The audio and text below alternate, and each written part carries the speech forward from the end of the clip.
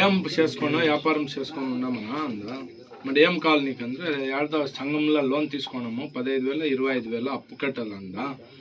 ಆಯ್ತು మేము అప్పు వాళ్ళకే ಡೈರೆಕ್ಟ್ ಕಟ್ತಾమంದ್ರೆ ಹ್ಞೂ ಅಂದ ಈಗ ಅವ್ರಿಗೆ ಸಾಲ ನಾವು ಕಟ್ಸೋ ಬದಲು ಅದೇ ದುಡ್ಡು ಇಲ್ಲಿ ಹಾಕಿದ್ರೆ ವ್ಯಾಪಾರ ಮಾಡ್ಕೊಂಡು ಲಾಭನೂ ಮಾಡ್ಕೊಂತಾನೆ ಸಾಲನೂ ತೀರ್ಸ್ಕೊಂತಾನೆ ಅಂತ ನಾವು ಸಪೋರ್ಟ್ ಮಾಡಿದ್ವಿ ಅಲ್ವಾ ದುಡ್ಕೊಂತಾನೆ ಅವನು ಜೀವನನು ಮಾಡ್ಕೊಂತಾನೆ 2 ತರ ದಾರಿ ಆಗ್ಲಿ ಅಂತ ನಾವು ಆ ತರ ಆಲೋಚನೆ ಮಾಡಿದೀವಿ ಏನ್ ಮುಂದಿನ ದಿನಗಳಲ್ಲಿ ದೇವರನ್ನ ನನ್ಗೆ ಆ ಶಕ್ತಿ ಕೊಟ್ರೆ ಖಂಡಿತವಾಗ್ಲೂ ನಿನ್ಗೆ ಅಂಗಡಿ ಕೂಡ ಮಾಡಿಸ್ಕೊಡ್ತೀನಿ ಯೋಚನೆ ಮಾಡ್ಬೇಡ ಅದ್ರಾಗ 2ನೇ ಮಾತು ನಾನು ಹೇಳೋದು ಹೆಂಗ್ ಗೊತ್ತಾ ಇಷ್ಟೆಲ್ಲ ಇದ್ ಮಾಡ್ತಾ ಇರೋದು ಹೇಳೋಣ ಒಳ್ಳೇದಾಗ್ಲಿ ಮೂರ್ತಿ ನೀನ್ ಚೆನ್ನಾಗಿ ಬೆಳಿಬೇಕಷ್ಟೇ ಇಲ್ಲಿ ಏನ್ ಯೂಸ್ ಆಗ್ತದ ಅದನ್ನೇ ಕೊಡ್ಸಿದೀವಿ ಎಣ್ಣೆ ಅಕ್ಕಿ ತರಕಾರಿ ಅಂತೀನಿ ಇದು ಬೆಲ್ಲ ಸಕ್ಕರೆ ಮೇನ್ ಹಬ್ಬಕ್ಕೆ ಬೇಕಲ್ಲ ಅವೇ ತಂದಿದೀವಿ ಯೂಸ್ ಆಗ್ತದೆ ವ್ಯಾಪಾರನೂ ಆಗ್ತದೆ ಲಾಭ ಮಾಡ್ತದೆ ವೇಸ್ಟ್ ಮಾಡ್ಬೇಕು ನಾನು ಅದನ್ನ ಹೇಳಿದ್ದು ವೇಸ್ಟ್ ಆಗ್ಬಾರ್ದು ಹೆಸರು ಮೂರ್ತಿ ಅಂದ್ಬಿಟ್ಟು ನಮ್ಮದು ಬಂದು ದಿನ್ನೂರು ಕಳ್ವರ ಮುದ್ದಿನ ಗ್ರಾಮ ಪಂಚಾಯತಿ ನಮಗೆ ಪ್ರದೀಪ್ ಈಶ್ವರ ಹೇಳ್ಕೊಟ್ಟಿದ್ರು ಮೊದಲೇ ಆಶ್ವಾಸನೆ ಕೊಟ್ಟು ಹೋಗಿದ್ರು ಅಂಗಡಿ ಹಾಕಿ ಕೊಡ್ತೀವಿ ನಿಮ್ಗೆ ಯಾಕೆ ಪೆಟ್ಟೆ ಅಂಗಡಿ ಹಾಕಿ ಕೊಡ್ತೀವಿ ಮತ್ತು ಮೆಟೀರಿಯಲ್ ಕೊಡಿಸ್ತೀವಿ ಅಂತ ಹೇಳ್ಬಿಟ್ಟು ಹೋಗಿದ್ರು ಯಾರೂ ಆಗಿಲ್ಲ ನನಗೆ ಹರೀಶ್ ಅಣ್ಣ ಒಂದು ಸಲ ಮೀಟ್ ಆಗಿದ್ದು ಅಷ್ಟೇ ಹರೀಶ್ ಅಣ್ಣ ಮೀಟ್ ಆಗಿದ್ದ ತಕ್ಷಣ ಬಂದು ರೆಸ್ಪಾನ್ಸ್ ಮಾಡಿದ್ರು ಬಂದು ಇವತ್ತು ಮನೆ ಹತ್ರ ಬಂದು ಅಂಗಡಿ ಸಾಮಾನೆಲ್ಲ ತೊಗೊಂಡ್ಬಿಟ್ಟು ಮನೆ ಹತ್ರ ಹೋಗಿದ್ದಾರೆ ಅವ್ರು ತುಂಬ ಏನೇನು ಕೊಟ್ಟಿದ್ದಾರೆ ರೇಷನ್ ಐಟಮ್ ಎಲ್ಲ ಕೊಟ್ಟಿದ್ದಾರೆ ನಮ್ಗೆ ಏನೇನು ಬೇಕು ಅಂಗಡಿಗೆ ಏನು ಬೇಕು ಎಲ್ಲ ಮೆಟೀರಿಯಲ್ ಎಲ್ಲ ಕೊಟ್ಟಿದ್ದಾರೆ ಎಲ್ಲ ಕೊಟ್ಟಿದ್ದಾರೆ ನಮಗೇನು ಸಮಸ್ಯೆ ಇಲ್ಲ ಅವರೆಲ್ಲ ನೋಡ್ಕೊಂಡು ಹೋಗಿದ್ದಾರೆ ಇನ್ನೂ ಬೇಕಾದ್ರೆ ಇನ್ನು ಮುಂದಕ್ಕೆ ಏನು ಸಪೋರ್ಟ್ ಬೇಕಾದ್ರೆ ನಾನು ಎಲ್ಲ ಮಾಡ್ತೀನಿ ಅಂದ್ಬಿಟ್ಟು ಭರವಸೆ ಕೊಟ್ಟಿದ್ದಾರೆ ಅವ್ರು ತುಂಬ ಧನ್ಯವಾದ ಹೇಳ್ತೀನಿ ಯಾಕೆ ಶಾಸಕ ಪ್ರದೀಪ್ ಈಶ್ವರ್ ಅವ್ರು ಮಾಡಲಿಲ್ವಾ ಏನು ಹೇಳಿದ್ರು ಇಲ್ಲ ಈಗ ನಾವು ಮಾಡ್ಕೊಡ್ತೀವಿ ಪಿ ಎಗಳು ಕೇಳಿ ಅವ್ರ ನಂಬರ್ ಕೊಡ್ತೀವಿ ಇವ್ರ ನಂಬರ್ ಕೊಡ್ತೀವಿ ಅಂತ ಹೇಳಿದ್ರು ನಾವು ಅಲ್ಲಾಡಿದ್ವಿ 2-3 ತಿಂಗಳು ಅಲ್ಲಾಡಿದ್ವಿ ತಾಲೂಕು ಆಫೀಸಲ್ಲಿ ಅಲ್ಲಾಡಿದ್ವಿ ಅವ್ರ ಮನೆ ಹತ್ರ ಹೋದ್ವಿ ಅವ್ರು ಸಿಕ್ಕಲೇ ಇಲ್ಲ ಇವತ್ತಿಗೆ ಸಿಕ್ಕಲಿಲ್ಲ ಅವರು ಏನೂ ಇಲ್ಲ ಫೋನ್ ಮಾಡಿದ್ರೆ ಸ್ವಿಚ್ ಆಫು ಯಾವ ಕಾಂಟ್ಯಾಕ್ಟ್ ನಂಬರೇ ಇಲ್ಲ ಅವ್ರ ಹತ್ರ ಇವಾಗ ನಮ್ಗೆ ಯಾರು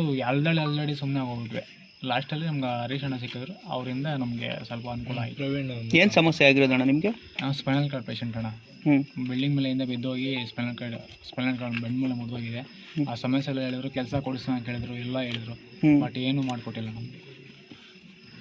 ಏನು ಮಾಡಿಕೊಟ್ಟಿಲ್ಲ ಬಟ್ ಎಲ್ಲ ಭರವಸೆಲ್ಲ ಹೇಳಿದ್ರು ಏನು ಮಾಡಿಕೊಟ್ಟಿಲ್ಲ ಸರ್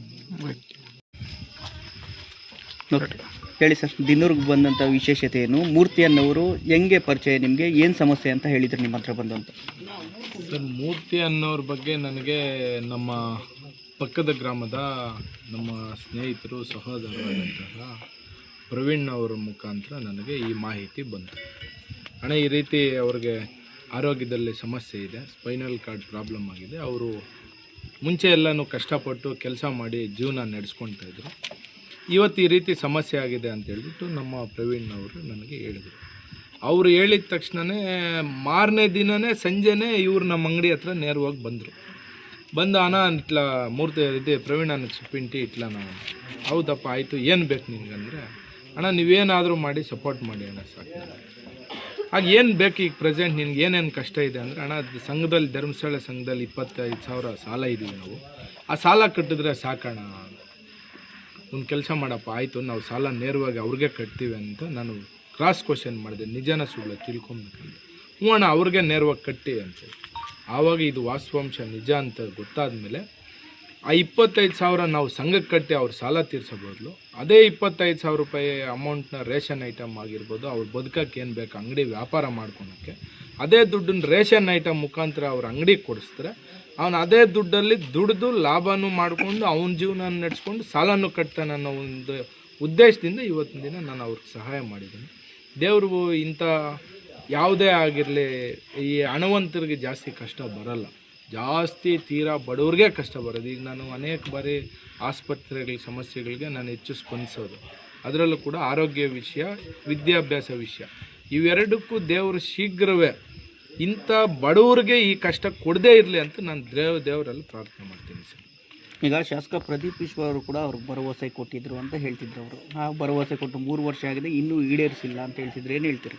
ಸರ್? ನಾನು ಶಾಸಕರ ಬಗ್ಗೆ ಇನ್ನೊಬ್ರು ಯಾರೋ ಭರವಸೆ ಕೊಟ್ಟಿರೋರ ಬಗ್ಗೆ ಮಾತಾಡೋಷ್ಟು ದೊಡ್ಡವನು ನಾನಲ್ಲ.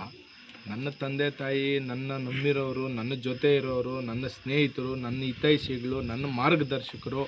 ಯಾರ್ಯಾರು ನನ್ನ ಪರ ನಿಂತ್ಕೊಳ್ತಾರೋ ಅವ್ರ ಪರ ಕೆಲಸ ಮಾಡೋ ಅಂಥವ್ನು ನಾನು ಆಗ್ತೀನಿ ಸರ್. ಅಲ್ಲ, ಈ ರೀತಿ ಆಶ್ವಾಸನೆಗಳು ಕೊಟ್ಟು ಮಾಡದೇ ಇರೋದು ಅನಿಸ್ತದೆ ಅಂತ. ಮುಂದಿನ ದಿನಗಳಲ್ಲಿ ಎಲ್ಲ ಸೇರಿ ಅವರೇ ಒಳ್ಳೆ ಪಾಠ ಕಲಿಸ್ತಾರೆ ಸರ್. ಸ್ಕೂಲ್ ಇದು ಓದ್ತಾ ಇರ್ತೀವಿ, 1ನೇ ಕ್ಲಾಸ್, 2ನೇ ಕ್ಲಾಸ್, 3ನೇ ಕ್ಲಾಸ್ ಅಂತ. ಕರೆಕ್ಟಾಗಿ ಎಕ್ಸಾಮ್ ಬರೆದ್ರೆ ಪಾಸ್ ಆಗ್ತೀವಿ, ಬರೀಲಿಲ್ಲ ಅಂದರೆ ಫೇಲ್ ಆಗ್ತೀವಿ ಅಷ್ಟೇ.